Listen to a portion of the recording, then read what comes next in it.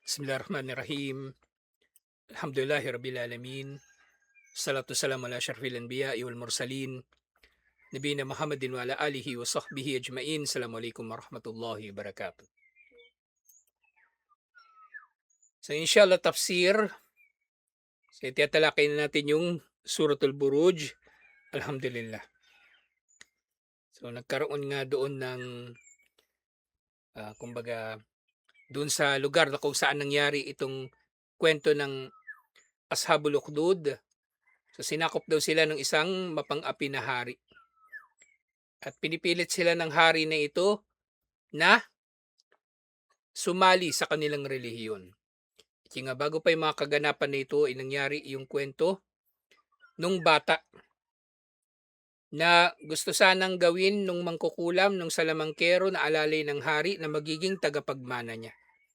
Pero nakilala niya yung isang monghe na sumasamba kay Allah ng nag-iisa at walang katambal. At naging estudyante siya ng monghe na ito. At dumating sa kanya yung isang pagsubok. Dahil nga, merong mabangis na hayop na namiminsala sa mga tao. At hindi makadaan yung mga tao dahil dito sa isang daanan. Kaya sinabi niya, kumbaga naging dua niya, O Allah, kung mas kamahal-mahal sa iyo yung monghe kaysa doon sa salamangkero, patayin mo ang hayop na ito. At ibinato nga niya ito at ito ay namatay. Namatay yung hayop at nakadaan na yung mga tao. Namatay yung mabangis na hayop at nakadaan na ang mga tao. Fakbara rahiba bidalika. At ikinuwento ito ng bata doon sa monghe. At sabi ng monghe ay, Bunay, anta afdalu minni wa innaka satubtala. Ikaw ay mas mainam kaysa sa akin at katiyakan ikaw ay susubukin. Yung sabi dito ng monghe, kumbaga yung nagawa ng bata ay tinatanaw niya na palatandaan na ang bata na ito ay magiging mas maalam sa kanya o magkakaroon siya ng mas maraming kakayanan. Kaya nasabi niya na ang bata na ito ay mas mainam kaysa sa kanya. Sabi niya, naging mas mainam ka na kaysa sa akin at ikaw ay tiyak na susubukin. Fa inibtulita fala tadulla alayya. So susubukin daw siya. Kumbaga maaring susubukin siya na para ituro niya kung sino yung nagtuturo sa kanya ng kanyang mga kakayanan. Kasi kalaunan itong bata na ito, nagkaroon nga siya ng mga karama. So dinulot ni Allah na siya ay magkaroon ng iba't ibang kakayanan. Fakanal gulamu yubri'u al-akmaha wal abrasa wasair al-adwa wa yashfihim. Itong bata raw na ito ay nagpapagaling ng mga bulag, yung mga isinilang ng bulag, yung mga congenital na yung kanilang pagkabulag. Nagpapagaling siya ng ketong at iba't iba pang mga sakit. Pinapagaling niya. Siyempre sa kapangyarihan ni Allah.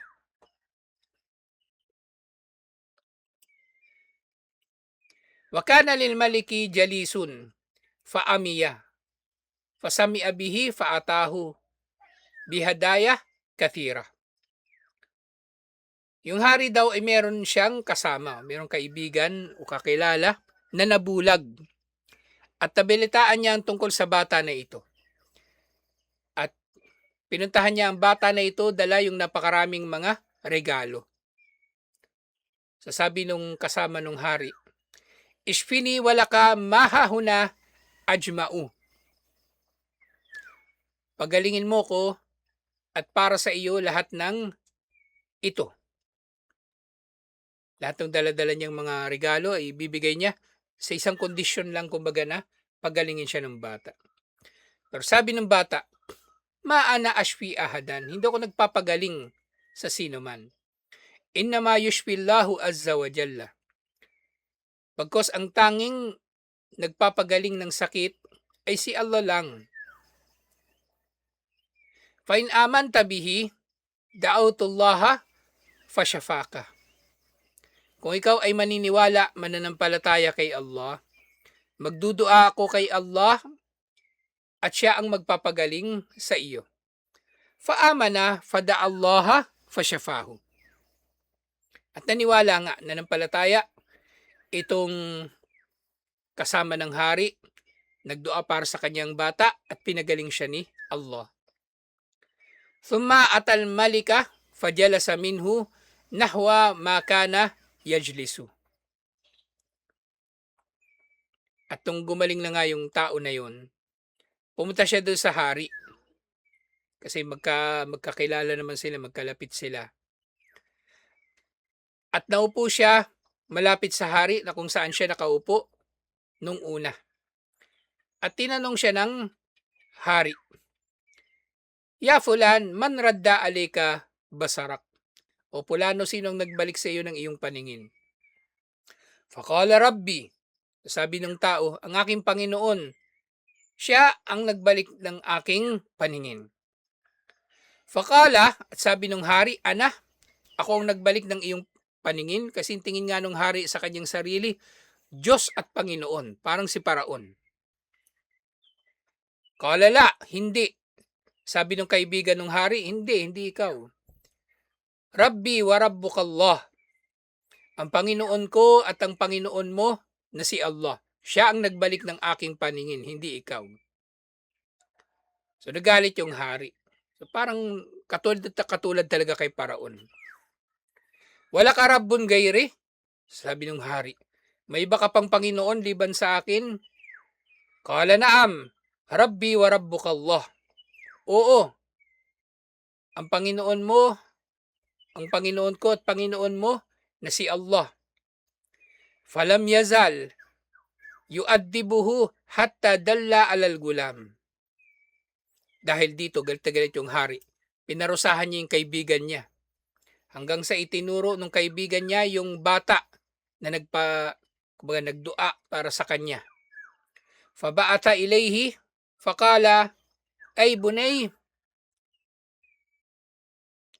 balig min sihrika,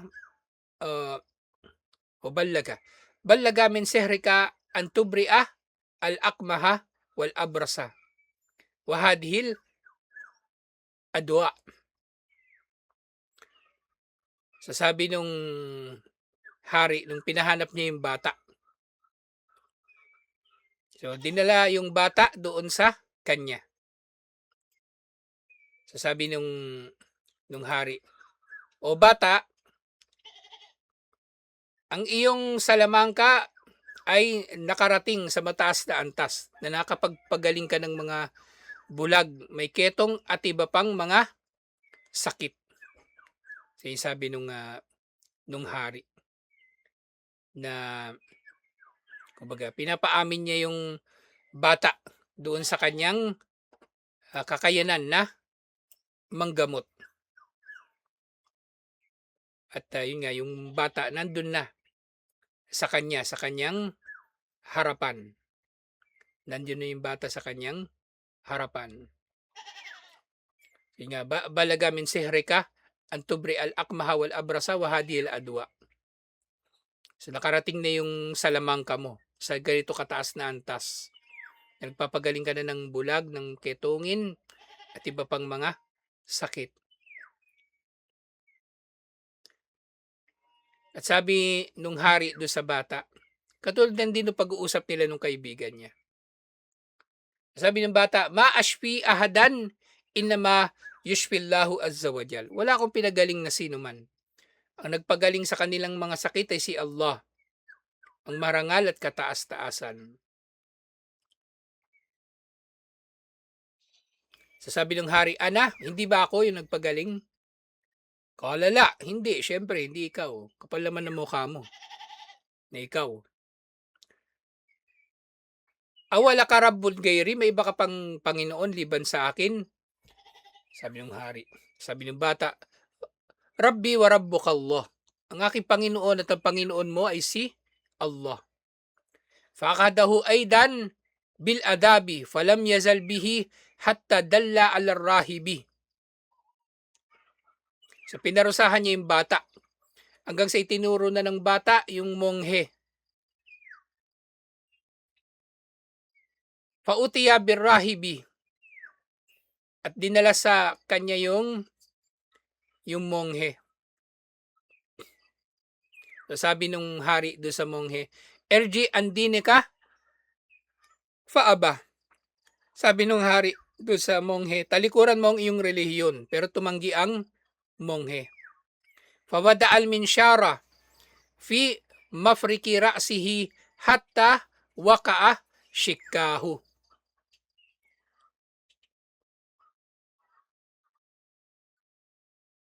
So inilagay daw sa ulo ng monghe yung malaking lagari. At nilagari daw siya mula sa kanyang ulo pababa at nahati daw yung monghe sa dalawa. Yung kanyang katawan ay nahati sa dalawa. Ngayong hari, hindi pa siya masaya doon sa kanyang ginawa na pinatay niya yung monghe. Pinatawag niya lahat ng mga napagaling ng bata. At kung nandun na yung bulag, dating bulag na pinagaling ng bata, tinawag niya.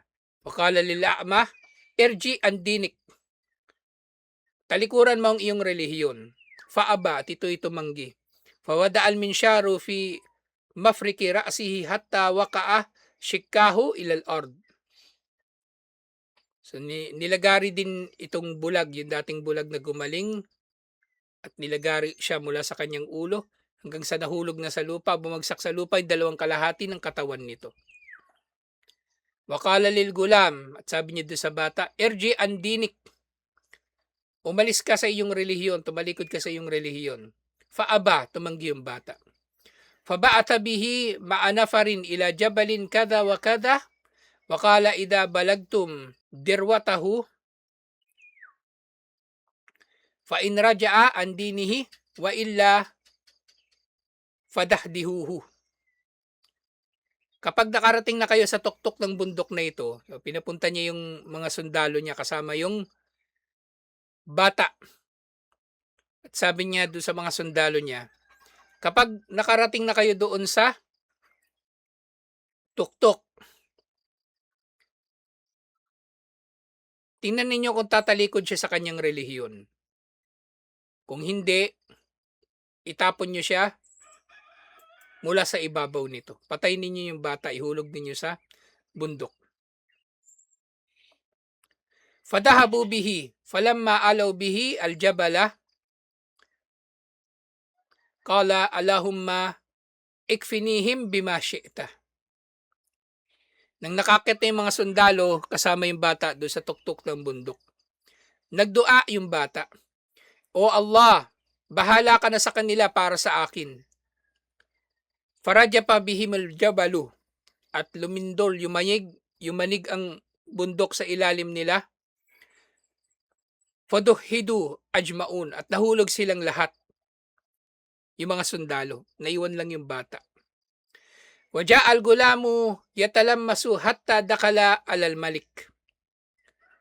Yung bata lang yung naka-survive, di ba? So, bumalik yung bata doon sa hari. So siya na mismo yung pumunta doon sa hari.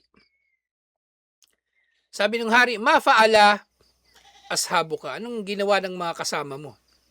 O anong nangyari sa mga kasama mo? Fakala kafanihimullahu ta'ala. So sabi niya, sapat na si Allah para sa kanila. Si Allah na yung bahala sa kanila. Si Allah na ang gumawa ng paraan para sa kanila. Faba'atha bihi ma'anafarin fi kurkurin. At sumunod na inutos ng hari. So, inutusan niya ulit mga sundalo niya na isa kayong bata doon sa bangka at dalhin siya sa laot. Fakala ida lajajtum bihi al-bahra fa in raja'a an dinihi wa illa fagarrikuhu fil bahr. Kapag nandun na kayo sa laot, kapag siya ay tumalikod sa relihiyon, hayaan nyo siya. Pero kung hindi, lunurin ninyo siya doon sa laot, sa dagat. Falajjaju bihil bahra faqala al-gulam. At dinala na siya, yung bata, dinala ng mga sundalo sa laot. Pero nagdua uli yung bata, Allahumma kfinihim bima syi'ta. O Allah, bahala ka na sa kanila para sa akin ayon sa kung ano ang nais mo. Fagariku ajmaun. At nalunod silang lahat-lahat, liban na lang doon sa bata. Waja al-gulamu hatta dakala alal malik. At bumalik na naman yung bata doon sa hari. So inahamon talaga ng bata yung kapangyarihan ng hari. Inahamon niya. Minsan ganito ang mainam gawin sa harap ng mga nagahari-harian. Mga mapang-api. Na ipakita natin sa kanilang pagiging battle ng kanilang paniniwala. Lalong-lalo na, yun nga, makikita natin ito dito sa pinagdaraanan natin ngayon, may nagahari-harian dito. So lahat ng pamiminsala ginagawa sa atin, pero alhamdulillah, sapat si Allah para sa atin. Siya ang tunay na nangangalaga, nagpoprotekta sa atin. At napakainam nga ng ganitong dua. Allahumma kfinihim bima syi'ta. At naging dua din ito ni Propeta Muhammad sallallahu alaihi wasallam tuwing nang nakakaranas siya ng mga pagsubok na pinadadaan ni Allah sa kapwa-tao, lalo na sa mga kuffar, sa mga munafik. Ito ang dua ni Propeta Muhammad sallallahu alaihi wasallam at mainam din na ating maging dua. O Allah, bahala ka na sa akin. Laban sa kanila ayon sa kung ano ang nais mo. Nang literal nga nakahulugan nito, Allahumma kfinihim bima syi'ta. O Allah, kumbaga, maging sapat ka nawa para sa akin laban sa kanila. Sasapat talaga si Allah. Sobra pa para protektahan tayo. At para, kumbaga, hindi na protektahan tayo, parusahan o pinsalain din niya yung mga namiminsala sa atin. Dahil ang namiminsala sa atin ay namiminsala rin kay Allah. Katulad nga ng, yun nga, sabi ko palagi, yung kalagayan ng mga auliya ni Allah. Kung nais natin na nasa ilalim tayo ng protection ni Allah, maging matuwid tayo. Maging kabilang tayo doon sa kanyang mga auliya, mga malalapit kay Allah. Yung ngayong hadith, di ba? Man adali waliyan, na sino man daw ang kumbaga mamiminsala sa wali ni Allah. Si Allah mismo ang magpoprotekta sa kanyang mga wali. So maging kabilang tayo sa mga wali ni Allah kung nais natin ng protection ni Allah. At ganito yung kalagayan ng bata na ito. Hindi sinabi saan man na siya ay propeta, pero malinaw sa kanyang kalagayan na siya ay kabilang sa mga wali ni Allah. Tunay na mga wali ni Allah na matuwid, na dahil dito siya ay pinoprotektahan ni Allah sa paraan na ninanais ni Allah. Sabihin niyo, di ba? Ipapahulog siya sa bundok, yung mga maghuhulog sa kanya yung nahulog. Ipapalunod siya sa dagat, yung mga maglulunod sa kanya ang nalunod. Si Allah ang merong kompletong kapangyarihan sa lahat. Ililigtas niya ang sino mang kanyang naisin at dudulutin niyang mapinsala ang sino mang kanyang naisin.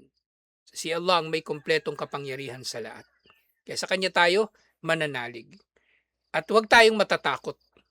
Kung tayo naninindigan sa katotohanan, huwag tayong matatakot. Yan, sa kalagayan natin ngayon, di ba, pinagkakaitan tayo ng maraming mga bagay, gumagawa ng mga pakana laban sa atin, mga kasinungalingan laban sa atin, pinipinsala tayo. Pero alhamdulillah, si Allah ang tunay na nagpoprotekta sa atin. At maaaring resulta ito ng ating pagpapakamatuwid. Alhamdulillah. Kaya ipagpatuloy pa natin ang ating pagpapakamatuwid, inshallah. So tinanong nung hari, ano nangyari sa mga kasama mo? Faqala, kafanihimullahu ta'ala. Si Allah na yung gumawa ng paraan sa kanila. Si Allah ay naging sapat para sa akin laban sa kanila. Thumma qala lil maliki, at sabi ng bata doon sa hari, innaka lasta bikatili hatta taf'ala ma'amuruka bihi. Sabi ng bata, hindi mo ako mapapatay kailanman o sa anumang paraan. Liban na lang na gawin mo kung ano ang iuutos ko sa iyo. Fa in anta fa'alta ma'amuruka bihi kataltani. Kapag ginawa mo ng inutos ko sa iyo, saka mo lang ako mapapatay. Wa illa fa innaka la tastatiu katli. Kung hindi, mananatili kang nagtatangkada lang at hindi mo ako mapapatay. Sabi ng hari, wamahu, at ano naman yun? Kala, sabi ng bata, tajma'un nasa fi sa'idin wahidin. Thumma taslubuni ala jiz'in wa takhudu sahman min kinanati. So sabi ng bata doon sa naghahari-harian, itong gawin mo. Ito ang gawin mo. Ipako mo ako o itali doon sa isang puno. At tipunin mo yung mga tao sa isang mataas na lugar. Na kumbaga makikita siya ng lahat ng mga tao. So yung pagkakabanggit dito, yung bata ipapako sa gitna nila. Sa baba. At yung mga tao nandun sa taas. At may kita nilang lahat ang bata. Sabi ng bata, kumuha ka ng isang pana mula sa aking sisidlan ng pana. Yun nga, yun yung sabi ng bata na gagawin ng hari para mapatay siya. Nag-iisang paraan para mapatay siya. Thumma qul bismillahi rabbil gulam. At kapag papanain mo na ako, sabihin mo, sa ngalan ni Allah ang Panginoon ng bata. Fa innaka idha fa'alta dhalika qataltani. Dahil kapag ginawa mo yun, mapapatay mo na rin ako finally. Fa fala'a wa wada'a as-sahma fi kabidi kausihi. Thumma ramahu wa qala bismillahi rabbul gulam. At inilagay na nga ng hari, yun na, naipon na niya yung mga tao. Ginawa na niya yung sinasabi ng bata. Ibinala na. Sinalpak na ng hari yung pana dun sa busog at sabi niya, sa ngalan ni Allah ang Panginoon ng bata. Wa waqa'as sahmu fi sudgihi. Wada al-gulamu yadahu ala mawdi'is sahmi famata. At ginawa ng hari yung pinapagawa ng bata.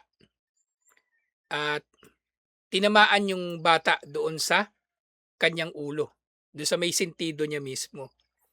At nahawakan pa ng bata yung kanyang sugat. Nadulot ng pana at siya ay namatay. At nangyari ito lahat na nakikita ng mga tao yung nangyari.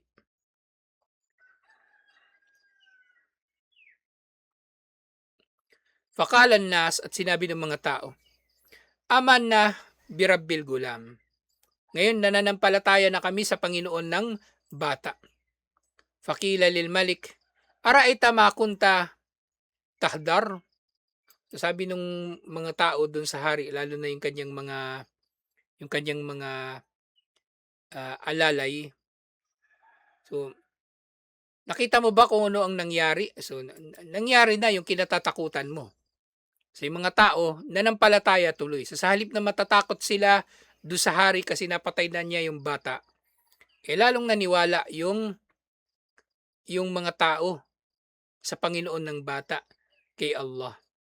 Fakad wallahi nazala bika kad amanan nasu kulluhum. Nangyari ng kinatatakutan mo tuloy. Nanampalataya na ang mga tao lahat-lahat. So, sa galit ng hari, faamara bi afwahi as-sikak. Fakuddat fiha al-akhadid wa udmirat fiha an-niran. So, sa galit ng hari, so sabi nung inutos ng hari, maghukay ng mga hukay na mahaba sa mula sa simula ng mga kalsada. At ginawa nga ito. So parang yung mga shikak na ito ay mga hukay, mga akadid. Sa mga kalsada, nilaliman pa nila at yun na yung ginawa nilang mga hukay. At pinagningas dito yung mga apoy. At ang nagningas na yung apoy, sabi nung hari doon sa mga tao, "Man raja'a an dinihi fadauhu." Sino man ang tatalikod sa kanyang relihiyon, doon sa relihiyon ng bata, hayaan ninyo sila, huwag niyo siyang papatayin. Wa illa faakhimuhu fiha. Kung hindi, itapon ninyo siya sa apoy. Sunugin ninyo siya doon sa apoy. Qala, fakanu yata'awaduna fiha wa yatadafaun. Sabi ni Propeta Muhammad sallallahu alaihi wasallam, si mga tao daw, maramihan sila nang itinapon sila doon sa apoy. Maramihan sila na itinapon doon sa apoy. Hanggang sa merong isang babae na dala-dala niya yung kanyang anak na baby. Fajaat imra'atun biibnin laha turdiuhu. Dumating daw yung babae na meron siya pinapadede na baby. Fakaannaha takaasat antaka'a finnar. At natakot siya na mahulog doon sa apoy. Nagdadalawang isip siya kung tatalon ba siya doon sa apoy o hindi. Fakala as-sabi, pero nagsalita bigla yung bata. At ilan lang ito sa mga ulat ng mga baby na nagsalita. Sabi ng baby sa nanay niya, "Isbiri ya ummah fa innaki alal haq." Magtiis ka, aking ina, dahil tunay na ikaw ay nasa katotohanan. Na siya ay nasa relihiyon nung bata. At ito na yung wakas ng kwento ng Ashabul Ukhdud na siyang nababanggit sa unang bahagi ng Suratul Buruj.